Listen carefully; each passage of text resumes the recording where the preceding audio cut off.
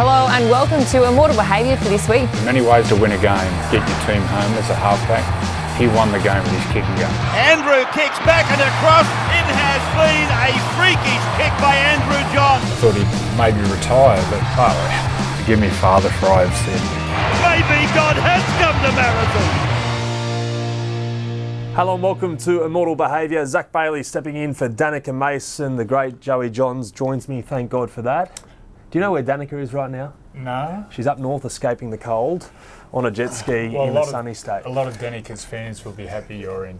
Oh, I'm sure they are. I think 3/4 of them just get here to watch Danica. How many comments on the eyebrows do you think? Don't read the comments. Just don't read steer them. clear. I could imagine. I could or I couldn't imagine what's said.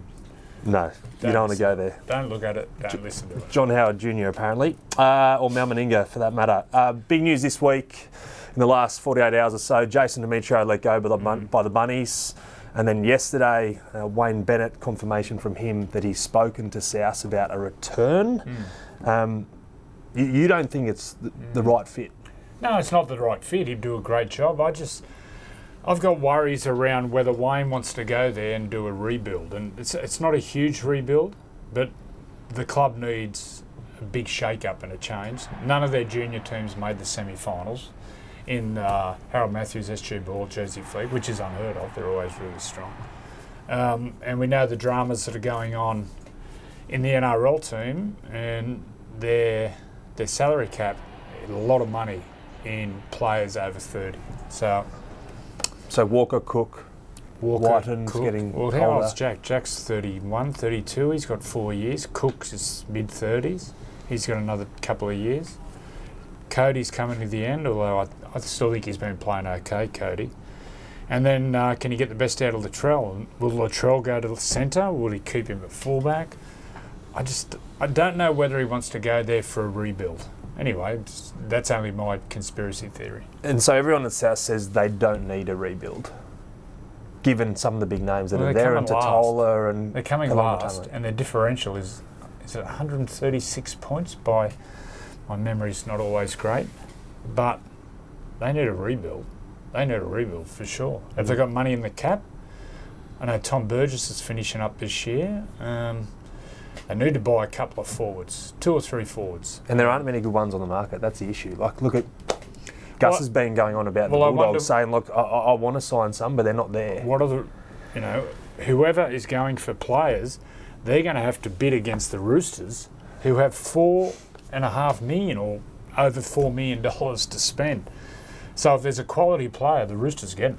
And they need Jarrett's finishing up, so they need a front rower. They probably need a half, because Kiri's finishing up, and then Manu, Suoli'i, maybe Daniel Tupou, so there's no outside backs. They're going to get them all. Yeah, wow. So there's going to be a bidding frenzy, but they need a mini rebuild for sure. Speaking of bidding frenzies, Wayne Bennett's confirmed interest in Souths. Does that put more pressure on Brad Arthur and the Eels to make a call? No, I don't think so. If Wayne's going to see, if he says, I want to go to South, I think it eases pressure on Brad Arthur. It's just the soap opera. Who'd be an NRL coach? Just keeps giving. The soap opera of rugby league. So initially Wayne went to Queensland to coach the Dolphins, set them up, and he's done a pretty fair job so far. Yep. The succession plan was always to have Christian Wolf take over, and since yesterday that's now pretty much confirmed that Wayne has expressed interest to come back to Sydney. If he was to head back to the Eels or Souths, who's more likely to win a premiership faster under Wayne? I think maybe Parramatta, because of the age of Mitchell Moses and Dylan Brown, both coming into that real sweet spot of their career. You've got Zach Lomax going there. Clint Gutherson's there. You know you're going to get off Clint Gutherson. It's a 7 or an 8 out of 10 every time. Junior Barlow, Regan Campbell-Gillard, still a strong team. So I'd say it'd be the Eels. Brad Arthur under plenty of pressure at the moment. Obviously they've had some big injuries. Clint Gutherson's now out for 4 or 5 weeks. Mitch Moses could be back early from a broken foot. But do they have to make finals for Brad Arthur to be the coach there next year? Not just purely because they made a grand final a couple of years ago. Yeah. But it's a lot of the criticism is he's been there for 11 years, the longest serving coach in Parramatta history Wow, in terms of seasons on end. And a lot of people saying they've reached the ceiling. They might just need that new voice. Well, maybe someone people within the club can see that. From the outside looking in, I think he's still doing a really good job. And I like Brad. I think he's a really good coach. But he has to make the semis this year. Simple as that. What do they say? It's a performance-based job or something? Yep. Is that something? It's a key word they're using now. Eyes up footy. Don't know what his KPIs would be. KPIs. But you think BA is doing a good job? Yeah, I think he's doing a really good job. Okay, so is it... Because Moses is such a dominant player. Yeah. And they tried Dylan Brown at halfback. I thought the young Ethan Sanders, I thought he did a really good job. Swings and roundabouts against Manly. Micah elbows I don't know who you elbowed in there. Ruben Garrick. It's like Micah. 69th minute. 69th 2 points behind. 2 points. Will Penasini goes to the sin bin for a professional foul on Turbo. Turbo's offside from the kick. You know, it's all these swings and roundabouts. I thought they were the better team against Manly. It's just Micah goes off and then they scored 2 tries down that edge. It's just, you know, it'd be so frustrating for them. And I guess we're getting off topic here with Moses. It looks like they got a steal with Moses in the end, the Eels. Oh, yeah. In the sense that, like, we've seen in the last 4 or 5 weeks how important Mitch Moses is to Parramatta. Well, he's a representative player. He's one of those dominant players. He's got probably the longest kicking game in the competition with those skinny little legs he's got. I can say that because I'm friends with Mitchell. So what happens there, he can rescue a bad set. If their forwards aren't doing their job or their outside backs, the dummy half, and get cramped down, then he stands up and kicks at 60 metres. Kicking game is so important in the NRL, the kicking game. And that's what Mitchell, when he's not there, they really suffer. I thought Ethan Sanders on the weekend showed he's a long-term NRL halfback. Some really good signs. Good signs. Okay, obviously a tough week. It's been a tough few weeks, really, for Jason Demetriou. The club said yesterday that his coaching style or management of players is essentially what let him down in the end, and there was a player-led coaching style. That was from the club. I know you found the unique the team. Word unique, We're not going to go back into that. But from what you saw from JD as a head coach, do you think he can make it in the future as a head coach in the NRL? Yeah, I think so. He'll have to do his time again as an assistant or go back to the UK and go over there and get some fresh ideas. But I don't know, unless you're in there and you're in there all the time and listening to the tone of meetings and how big the stick is and who he whacks with the stick and who he gives freedom to. And, there's so much exterior noise coming out of the way he managed Latrell. But then you look at the way Wayne managed Latrell, Wayne probably gave him more freedom. You don't know unless you're in there. We're just speculating. Yeah. Which isn't fair on anyone within South, let alone Jason Demetriou, but I think he'll be back. Seems like a really good fella. I don't know Jason, but I feel really sorry for him. After that, was it mid-year last year? I felt like the turning point was that game against Cronulla in Perth, where they were just legless. They were awful. They got rolled by 30 or 40, and I think the next week is when Sam sort of stood up, Sam and John Morris, and just said, look, these standards aren't acceptable, and then from there it's just been a shitstorm, an absolute shitstorm. Have you ever seen a slide like it from a big club? Like I think it was after 11 rounds last year, they were first. They re-signed JD to a new 3-year contract. They were flying at that stage. Everyone had them as, are they the team that's going to stop Penrith? I'm just trying and to since think. then they have just I'm just trying to think of a team that has just imploded so bad. Look, in Newcastle we had a really bad year. 2000, so we were 2001 premiers in the semis, 2002, 2003. 2004 did the knee. I don't know whether they made the semis. 2005 we came last. We lost 13 in a row. Obviously one of their players was out injured for most of it. Broken jaw, knee, but that was... Yeah, we fell off the cliff that year, definitely. It's just been stunning, even from the outside. We had a lot of injuries that year. It's just... Parramatta, it's hard to win without your best players. And you look at the injuries for South. Campbell Graham hasn't played. Alex Latrell missed Johnson's all of last hardly year, been yeah. there. Latrell's missed a stack of footy. Junior Tatola's been out this Junior year. Tatola's been in and out. Lachlan Ilias, Jaira. There's been excuses, but it's the nature of the job. Who'd want to be a first-grade coach? What a shit job. Well, apparently, someone that's done it in another code, Michael Cheika, Yeah. wants to do it in the NRL. He's expressed interest. I think you'd have success. Of the World Cup, he coached Lebanon to a quarter-final, and all the players within that group loved He's a man's man. Yeah. I don't know if you've met Check.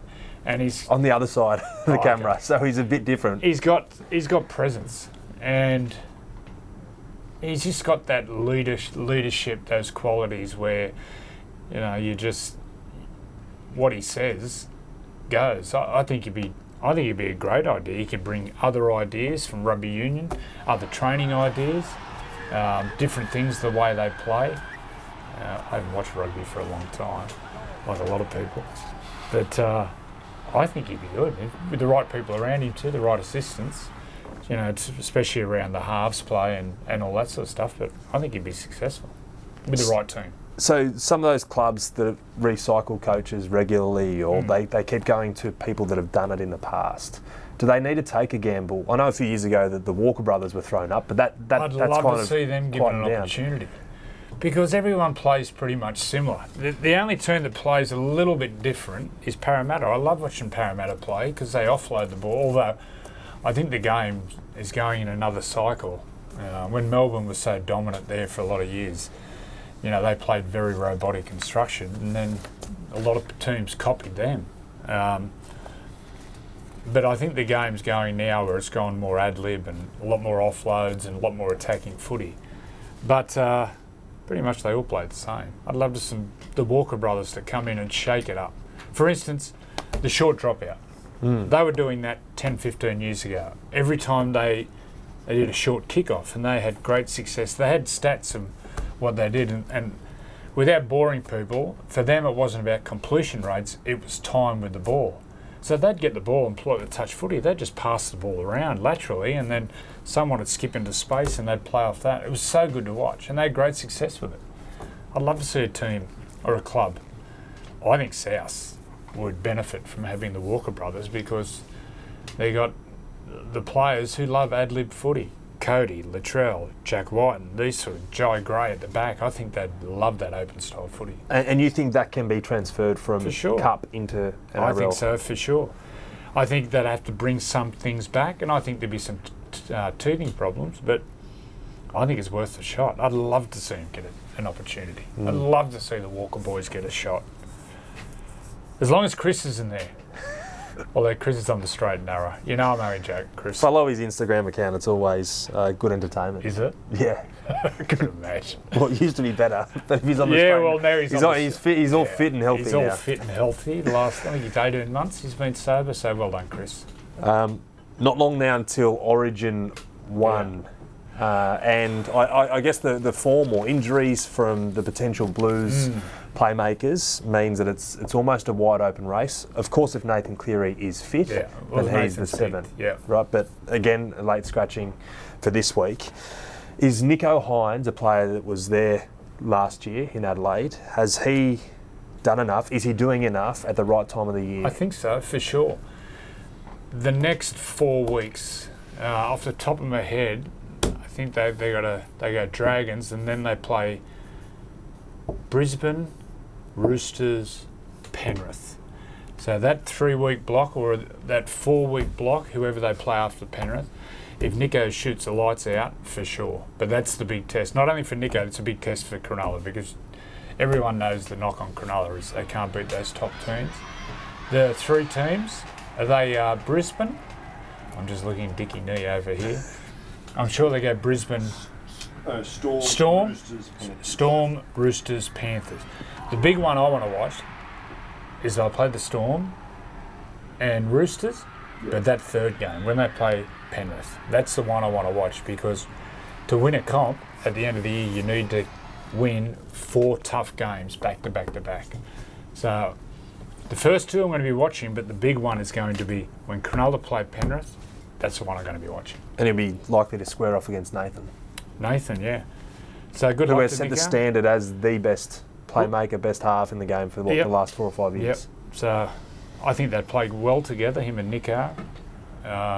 Is there a limitation given Nico wears the 7 at Clubland? No. So he'd easily... Yeah, he'd easily go to 5'8" and just play off Nathan. But also it depends how Madge wants to play. Whether they want Nathan on the advantage line or they want Isaiah Yeo to be dictating to the halves. We'll see. Do you think Madge will stick with the Penrith connection that Freddie and... I don't know. Once again, it depends how Madge wants to attack. Because we've seen that Penrith style at club level doesn't dominate at club level like it does at Origin football. So when you're at Origin football, you're playing against the best players, the absolute elite. So they don't bludgeon defence. They don't make stupid decisions defensively. They're fit as anything, so they're up and back. It's interesting because from the outside, just being, obviously I love the game, but I'm not an immortal like yourself. But when Queensland got up in Yoey's face, it disrupted the Blues' attack. The game plan. But when the Blues were on the front foot, it looked like Penrith playing at Origin level. Because To'o and the likes were Stephen Crichton, he's with the Dogs now, but when those players in the middle or when the Blues are on the front foot, it works. Yeah, it totally works. But at Origin, it's all about kick reception footy, so you don't get many penalties. So it's very hard to get that structure on. I don't know. I don't know how Madge is going to play. I don't know. The two positions up for grabs are obviously 5'8". That's the big one, but also dummy half. Moses is the wild card. If Moses comes back and has 2 games and plays well, I think they'd go with... Well, actually, I don't know. I really don't know. I like Cody, and I've been quite vocal. I love Cody as a player. Game 3 came in last year, and if you have a look at all the tries, they'll score down the left. Fox scores that try and kicks over. Bradman scores one in the second half. They scored another one down the left side in the first half. It was all off Cody's side of the field, the left side. I know he's not going well, Cody, but he's playing in a team which is struggling. He's playing in a team where the forward pack isn't dominating. I think he's still having really good touches. But between now and Origin, he needs to show Madge sort of more grit, more of those effort areas. So they're the players. You got Nico, Cody, Jerome Luai, and Mitch Moses. Moses is the wild card. If he gets back and plays well, I think they'll go with Moses. Purely because of what we've seen at Clubland earlier this year, and now we know what he brings to Parramatta, or what we've seen from him at Origin level in the past? I think he's played well at Origin level. I just think it's that time of his career where, we talk about all the time, the game slows up, and everything you've been working for sort of, you take the blinkers off. But I'm still such a Cody Walker fan. Looking forward to seeing he goes tonight, Cody. Do you think, just back to Cody, do you think South struggles could cost him? Yep, definitely. But he's one player. I know Cody is a big match player, and you get him in there, and he'll lift. And one thing about Cody, he doesn't die wondering. He'll want to play. He'll open up that left side attack. Still, you look at South, they're struggling, but still he has... I don't even know what the stats were. I think his stats are pretty good. He's putting tries on all the time down that left side. It's interesting. What role does confidence play for a playmaker going into an Origin series? Oh, huge. But you have some players who can just get there and flick the switch. Knowing they're around. Knowing they're there. The best in the business. And just give me the ball. And that's what Cody does. But for Nico, that 3-week period, who did we say? Storm, Roosters, Penrith. But especially that Penrith game, I'll be watching that one. If he plays well in that, then he deserves his spot. I found it really interesting. Last week he said that the lessons he's learned over the last 12 months. Nico's one of those players that speaks more openly about the mindset and his approach to footy than probably any other player we've ever interviewed, and he's happy to be open. He's right into that. So, mental side of it. Has a notepad and he's got a mental coach. Yeah. But he's happy, even off camera, he's a fascinating person to just chat with. But in a recent interview, he said he still has those doubts that I don't know if I'm ready for it again. Does he have to? You can't have that. Yeah. he's got to blink that out. He's got to right. This is my team. I'm going in. Give me the ball, and that's why those 3 games, you know, and those we've spoke about, when the game's on the line with 15 minutes to go, is give me the ball. I'm going to win it. So that's what we need to see. Bring on Origin. How good is it? Not long away. Not long now. I know. First game in Sydney, you've got to win that one. So important to win the first one. Because you don't want to go up there in game 3 when they're hanging out of trees and doing cartwheels at the Caxton. And should they bring back the bus down Caxton? no. Oh, it was always fun, but they can't do it now. You know, I don't think the police would let it happen. It was actually fun watching people go under the bus and get run over. That never happened. Cut. That never happened. But, Were you ever scared for your safety? Nah. I used to sit up the front. So we go down there just throwing cans. And so we come down there. I've told this story. We come down the hill.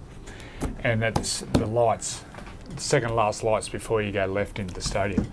And there's a lady was walking across her older lady. She would have been in her late 70s. And she's walking across and she's like looking up and waving.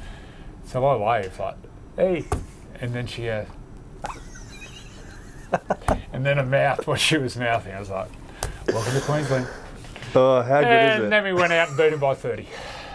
Other days. A big week coming up for yourself. Yeah. 50 in 3 weeks. 50? Yeah. You know those tours had with, they said you never make it? Yeah. You might be a bit young for that. Yes. You didn't think you'd make 50?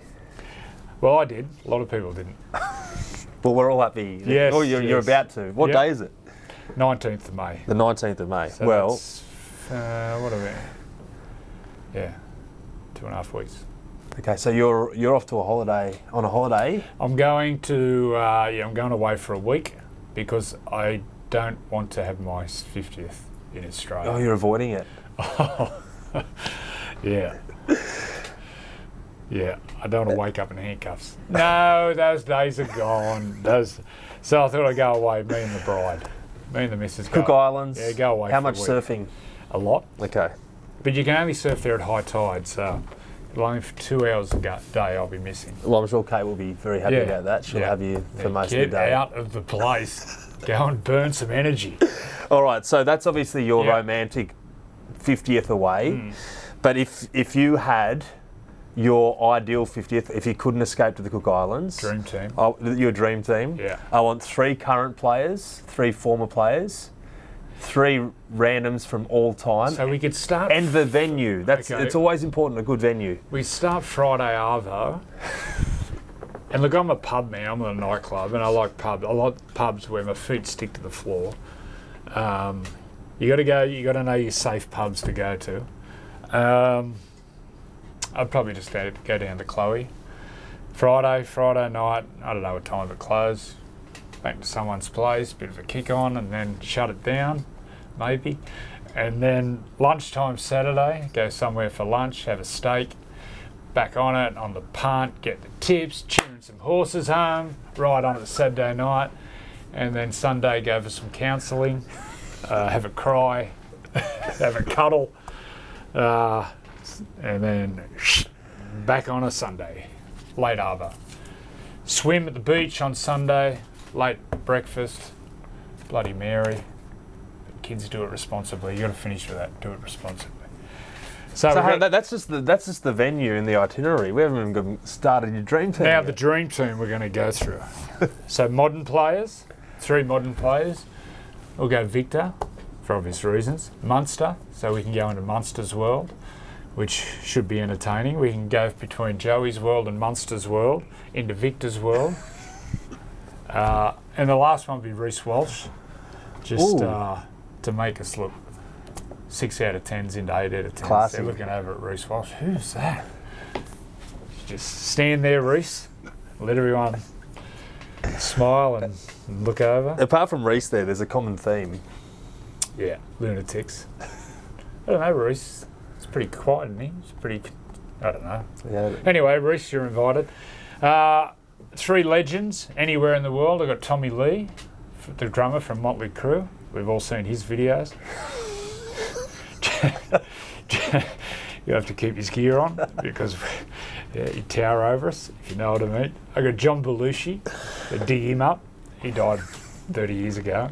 If you want to read a good book, read Wired, John Belushi. We'll get Mike Tyson, he'd be good. He's Tiger. He's Tiger, not Tiger Woods. Mike Tyson, he can be security. And from past players, I'd go a couple of Newcastle mates, Ben Kennedy, because him and Mike Tyson together after about 10 beers would be really entertaining. Matt Parsons, big Parso, because he's great company, and also he used to grab me and slow up. Come on, settle down. And my former roommate on a kangaroo tour was Robbie Kearns, because Kearnsy just talks the whole time, but when we're away, if there was any big nights the next day, he would actually counsel me, give me cuddles. So Kearnsy, you're in. I used to say to Kearnsy every morning we wake up and I go, righto, you got 5 questions, because you're just constantly asking questions. You got 5 questions, use them sparingly. By breakfast, they'd be all gone. All gone. What are you doing? Where'd you go last night? We going for breakfast? You want to go for a coffee? Kearnsy, you've done it. No more. Zip. Well, that is an all-time team. Now there is some headlines in those. I'm just trying to think who would go there. I'd love to see Munster and Ben Kennedy together. That'd be hilarious. But you know what it's like to get there? Everyone would be so excited trying to outdo each other. Friday night would be the best. Everyone coming in hot, everyone coming in fresh. Any of those guys, would any of them not make Saturday? Oh no, mate. They're up and running Saturday. I don't know. The ones I know, I don't know if Munster are back up. Or Reese. Anyway. Well, Cook Islands instead 50th, of that. Yeah. Happy you birthday. never know, I might have a stray 50th somewhere. But no, I'll be enjoying the sun, going surfing and trying not to get into trouble. Well said. Bunnies, Panthers. I think it'll be close on what people think without Nathan. Ooh. You know what? They get the weather. It's going to be wet and slippery. New coach, you know what? Just go out and tackle yourself to victory. Go out and rip in. Go and tackle yourself to victory. Wise words from one of the best ever. And I'm looking forward to Brisbane Roosters. I can't wait for this one. We're going up for it, flying up. But I don't normally go up for the Broncos games, but only the big ones. I can't see the Roosters getting near Brisbane. If they're fully fit towards the end of the year, they just win. God, they're a good team. They're going to be right up there for the next 3, 4, 5 years. The young players coming through, frightening. And Flano against the Sharks. The Sharks on Sunday. Yeah. After that close. sledge. It'll be close. It was a great diversion. He's too good. I loved it though from a media Well, they got perspective. rolled by 60, and then he talks about that. No one talks about the 60. The best thing was he said that, I don't think they've won a trophy since then. And then the follow-up, he goes, hang on guys, it's not all about me. It's not all about me. Like, you just made it about you. I imagine the next day at training, all the Cronulla blokes will be, did you hear what Flano said the other day? Yeah. He's lit the fuse. It is good. It's going to be on, and I think Cronulla, that'll be a close one. I think they'll win by a try or two. But the Broncos Roosters one, wow. Yeah. Cancel dinner with the missus and the family. Just get home and sit and watch this one live and free. Right here. Right here. Wide World Sports. Well said. Thanks for joining us. Danica will be back next week, hopefully. This year, NRL on 9 is your one-stop shop for all footy. That's right, Freddie. Not about the highlights. Action. 7 days a week. Billy and Gus podcast. Get that on your drive on the way home. Immortal Behaviour. Grab a seat on the couch for that. And, of course, my favourite, Freddie in the Own. The best footy brains, the biggest games. Don't trust the algorithm. Subscribe to NRL on 9 and get all your entertainment there.